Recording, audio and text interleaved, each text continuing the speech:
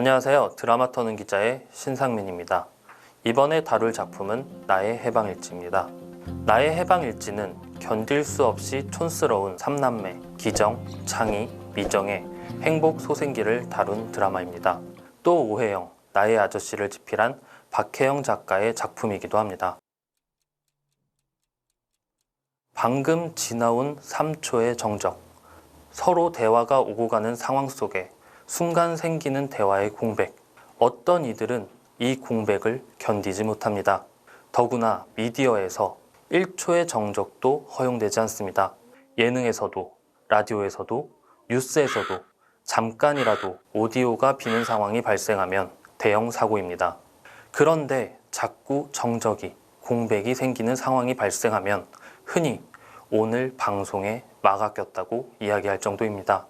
그런데 나의 해방일지는 꽉꽉 채워 넣어야 할 오디오를 오히려 덜어낸 드라마입니다. 대사와 대사 사이의 공백이 다른 드라마보다 너무 깁니다.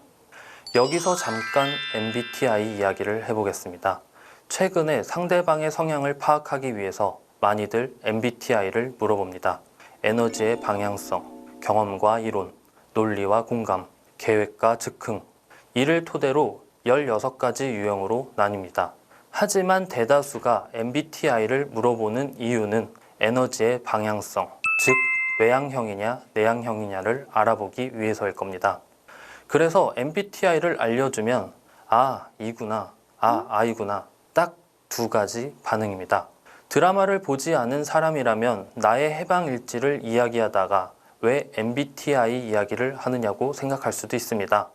나의 해방일지도 외향형 캐릭터와 내향형 캐릭터가 확연하게 구분이 됩니다. 누가 봐도 내향형 캐릭터들이 등장할 때는 대사 한마디가 너무 귀할 정도로 말이 없습니다. 반대로 외향형 캐릭터들이 등장할 때면 엄청나게 많은 말들이 쏟아집니다. 그러다 보니 성향에 따라서 드라마가 답답하다고 느끼는 시청자들도 많습니다.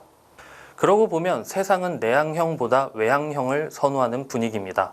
학교에서도 직장에서도 사람 앞에 나서기 좋아하는 이들이 더 주목을 받습니다. 미정이 회사 사람들과 함께하는 모습에서도 이러한 분위기를 느낄 수 있습니다. 이야기를 주도하는 이들 사이에서 미정은 그들의 이야기에 미소를 짓고 있습니다. 먼저 자신의 이야기를 꺼내는 법도 없습니다. 상대가 물어보면 한참 뜸을 들입니다. 그 잠시의 뜸에도 주위 사람들은 답답하다고 이야기를 합니다. 드라마에 등장하는 인물들도 내향형보다는 외향형 캐릭터들이 많습니다. 아니, 대다수입니다. 멜로, 로맨스, 스릴러, 가족극 등 어떤 장르가 됐든 외향형 캐릭터가 이야기를 이끌어갑니다. 그렇지 않다면 시청자들 대부분이 답답하다고 느낄 겁니다. 조태훈 역할을 맡은 이기훈은 이 성향이라고 합니다. 하지만 아이 성향의 태훈 역할을 맡아 조금은 답답함을 느끼기도 했다고 합니다. 이처럼 아이의 모습에서 많은 이들이 답답하다고 느끼는 경우가 많습니다. 이기훈은 촬영 당시 기정의 고백에 좀 더 로맨틱하게 멋진 말을 해도 좋았을 텐데 그럽시다 라고 대답하는 태훈의 행동에서 아쉬움을 많이 느꼈다고 합니다. 아이 성향 캐릭터는 멜로나 로코물에서도 멋없는 캐릭터라 시청자들에게 달달한 분위기, 설렘을 주기에 충분하지 않습니다. 그만큼 내향형 캐릭터를 드라마에 등장시키는 건 도전인 셈입니다. 그런데 나의 해방일지는 아이 성향의 캐릭터들이 대거 등장하는 것도 모자라 그들의 성향을 대변해 주기까지 합니다. 미정이 결성한 해방클럽이 대표적입니다. 해방클럽을 결성한 상민, 태훈, 미정은 카페에서 첫 모임을 갖습니다. 각자 거리를 둔 채 창밖을 보고 앉은 세 사람의 모습, 외향형보다 조금 넓은 심리적 거리감을 가지고 있는 내향형의 특징을 보여주는 장면이라고 할 수 있습니다.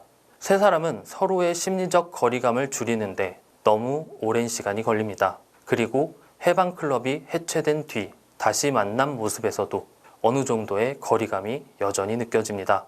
그렇다고 해서 이들의 친밀감이 거짓된 느낌을 받기는 어렵습니다. 물론 그렇지 않은 경우도 있지만 드라마 속에서는 다양한 모임을 하는 외향형 캐릭터가 오히려 인간관계에서 거짓된 모습으로 비춰집니다.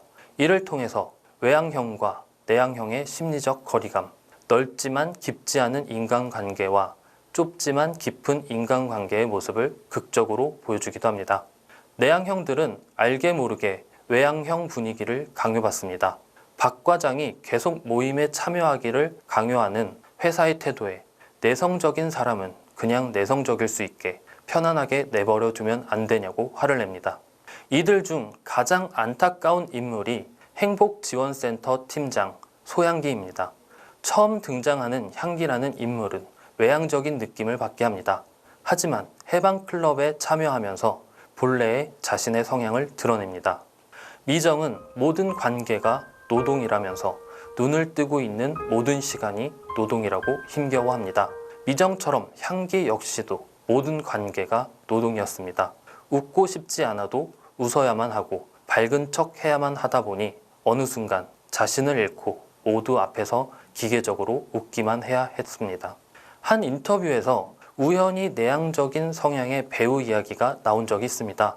그러면서 인터뷰인은 연예계에서 활동을 하다 보면 내향적인 성향을 억지로 깨야 하는 순간이 많이 온다고 했습니다. 그러다 보니 본인의 성격을 바꾸면서 버거워하는 사람을 많이 봤다고 안타까워했습니다. 왜 그렇게 행동을 할 수밖에 없는지 이해가 되지만 도움을 줄 수 없는 안타까움을 이야기하기도 했습니다. 나의 해방일지에 대한 다양한 의견이 많습니다. 명대사, 현실적이면서도 예상을 깨는 전개, 이야기할 거리가 많은 작품임은 분명합니다. 전 그 중에서도 내향적인 소재를 꺼내봤습니다. 오해받는 그리고 변화라고 강요받는 내향적인 성향의 많은 이들에게 이 드라마는 분명히 넌 괜찮다, 특별하지 않다 위로해주는 작품입니다. 지금까지 드라마터는 기자였습니다.